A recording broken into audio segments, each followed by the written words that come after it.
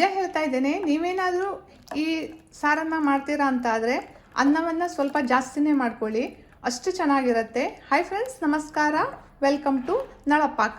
ನಾನಿವತ್ತು ತೆಂಗಿನಕಾಯಿಯಿಂದ ಒಂದು ರಸಂ ಅಥವಾ ಕಾಯಿ ರಸವನ್ನು ಮಾಡ್ತಾ ಇದ್ದೇನೆ. ಬನ್ನಿ ಇದನ್ನು ಹೇಗೆ ಮಾಡೋದು ಅಂತ ನೋಡೋಣ. ಮೊದಲಿಗೆ ಒಂದು ಮಿಕ್ಸಿ ಜಾರನ್ನು ತೊಗೊಂಡಿದ್ದೇನೆ. ಇದಕ್ಕೆ ತುರಿದಿಟ್ಕೊಂಡಿರುವಂತಹ ತೆಂಗಿನಕಾಯಿಯನ್ನು ಹಾಕ್ಕೊಳ್ತಾ ಇದ್ದೇನೆ. ನಾನಿಲ್ಲಿ ತೆಂಗಿನಕಾಯಿನ ಒಂದು ಅರ್ಧ ಕಪ್ನಷ್ಟು ತೊಗೊಂಡಿದ್ದೇನೆ. ಇದು ಹೆಸರೇ ಹೇಳೋ ಹಾಗೆ ಕಾಯಿ ರಸ ಆಗಿರೋದ್ರಿಂದ ತೆಂಗಿನಕಾಯಿ ಬೇಕೇ ಬೇಕು. ಒಂದು 3 ಹಸಿಮೆಣಸಿನಕಾಯನ್ನು ಹಾಕ್ಕೊಳ್ತಾ ಇದ್ದೇನೆ. ಜೊತೆಗೆ ಅರ್ಧ ಇಂಚು ಶುಂಠಿ, 8ರಿಂದ 10 ಬೆಳ್ಳುಳ್ಳಿ, ಸ್ವಲ್ಪ ಕೊತ್ತಂಬರಿ ಸೊಪ್ಪು, 1-2 ಚಮಚ ಜೀರಿಗೆಯನ್ನು ಸ್ವಲ್ಪ ಜಾಸ್ತಿ ಹಾಕ್ಕೊಳ್ಬೇಕು, ಚೆನ್ನಾಗಿರುತ್ತೆ. ಹಾಗೆ ಒಂದು 8ರಿಂದ 10 ಕಾಳುಮೆಣಸು, ಹಾಗೆ ಸ್ವಲ್ಪ ಹುಣಸೆ ಹಣ್ಣನ್ನು ನೀರಲ್ಲಿ ನೆನೆಸಿಟ್ಕೊಂಡಿದ್ದೆ, ಅದನ್ನು ಇದಕ್ಕೆ ಸೇರಿಸ್ಕೊಳ್ತಾ ಇದ್ದೇನೆ.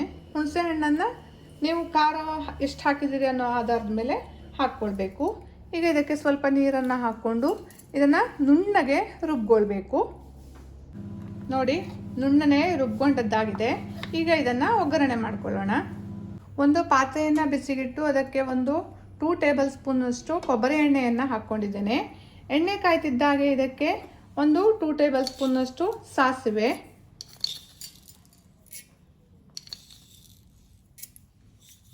ಹಾಗೆ 1 ಟೇಬಲ್ ಸ್ಪೂನಷ್ಟು ಜೀರಿಗೆಯನ್ನು ಹಾಕ್ಕೊಳ್ತೇನೆ.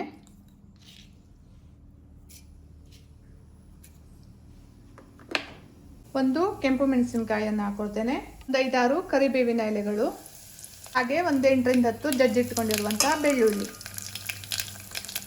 ಈಗ ಇದನ್ನು ಚೆನ್ನಾಗಿ ಫ್ರೈ ಮಾಡ್ಕೊಳ್ಬೇಕು. ನಾವು ಮಾಡೋ ಅಡುಗೆ ಹೇಗಿರಬೇಕು ಅಂತಂದರೆ, ಮಾಡೋದಕ್ಕೆ ತುಂಬ ಸುಲಭವಾಗಿರಬೇಕು, ಹಾಗೆ ಆರೋಗ್ಯಕರವಾಗಿರಬೇಕು, ರುಚಿಯಾಗಿರಬೇಕು.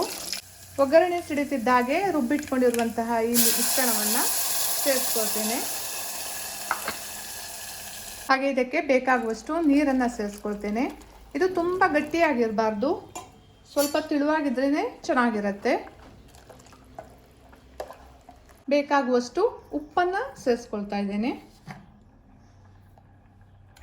ಒಂದು 1/4 ಟೀ ಸ್ಪೂನಷ್ಟು ಅರಿಶಿನ, ಸ್ಪೂನಷ್ಟು ಬೆಲ್ಲವನ್ನು ಸೇರಿಸ್ಕೊಳ್ತಾ ಇದ್ದೇನೆ. ಬೆಲ್ಲ ಆಪ್ಷನಲ್, ನೀವು ಬೇಡ ಅಂದರೆ ಸ್ಕಿಪ್ ಮಾಡಬಹುದು. ಇದನ್ನು ಈಗ ಚೆನ್ನಾಗಿ ಕುದಿಸ್ಕೊಳ್ಬೇಕು. ಕೆಲವರು ಇದನ್ನು ಕಾಯಿ ರಸ ಅಂತ ಕರೀತಾರೆ, ಇನ್ನು ಕೆಲವರು ತೆಂಗಿನಕಾಯಿ ರಸಮ್ ಅಂತ ಕರೀತಾರೆ. ನೀವೇನಾದರೂ ಇದನ್ನು ಮಾಡಿದರೆ ಏನಂತ ಕರಿತೀರಾ ಅನ್ನೋದನ್ನು ನನಗೂ ಕಮೆಂಟ್ ಮಾಡಿ ತಿಳಿಸಿ. ಆರೋಗ್ಯಕ್ಕೆ ತುಂಬ ಒಳ್ಳೆಯದು ಈ ರಸಮ್ಮು. ಇದರಲ್ಲಿ ಬಳಸಿರುವಂತಹ ಮೆಣಸಿನಕಾಳು, ಜೀರಿಗೆ, ಬೆಳ್ಳುಳ್ಳಿ ಇವೆಲ್ಲವೂ ಆರೋಗ್ಯಕ್ಕೆ ತುಂಬಾ ಒಳ್ಳೆಯದು. ಶೀತ ಆದಾಗ, ಕೆಮ್ಮಾದಾಗ, ಜ್ವರ ಬಂದಾಗ ಈ ರಸಮ್ಮನ್ನು ಮಾಡ್ಕೊಂಡು ಊಟ ಮಾಡಿದರೆ ತುಂಬ ಹಿತವಾಗಿರುತ್ತೆ. ಖಂಡಿತ ಒಮ್ಮೆ ಟ್ರೈ ಮಾಡಿ. ಚೆನ್ನಾಗಿ ಕುದ್ದಿದೆ, ಇದು ಇಷ್ಟು ಕುದ್ದಿದ್ರೆ ಸಾಕು. ಈಗ ಸ್ಟವನ್ನು ಆಫ್ ಮಾಡ್ತಾ ಇದ್ದೇನೆ. ಘಮ ಘಮ ಅಂತ ಇದೆ, ತುಂಬ ಟೇಸ್ಟಿಯಾಗಿದೆ. ಅನ್ನದ ಜೊತೆಗಲ್ಲದೆ ಇದನ್ನು ಹಾಗೆ ಸಹ ಕುಡಿಬಹುದು, ತುಂಬಾ ಟೇಸ್ಟಿಯಾಗಿರುತ್ತೆ. ಆರೋಗ್ಯಕರವಾದಂತಹ ತೆಂಗಿನಕಾಯಿನ ಕಾಯಿ ರಸ ಅಥವಾ ತೆಂಗಿನಕಾಯಿನ ರಸಂ ರೆಡಿ ಆಯಿತು. ನನ್ನ ಈ ರೆಸಿಪಿ ಇಷ್ಟ ಆದರೆ ಲೈಕ್ ಮಾಡಿ, ಶೇರ್ ಮಾಡಿ, ಕಮೆಂಟ್ ಮಾಡಿ ಹಾಗೂ ಸಬ್ಸ್ಕ್ರೈಬ್ ಮಾಡಿ. Thank you.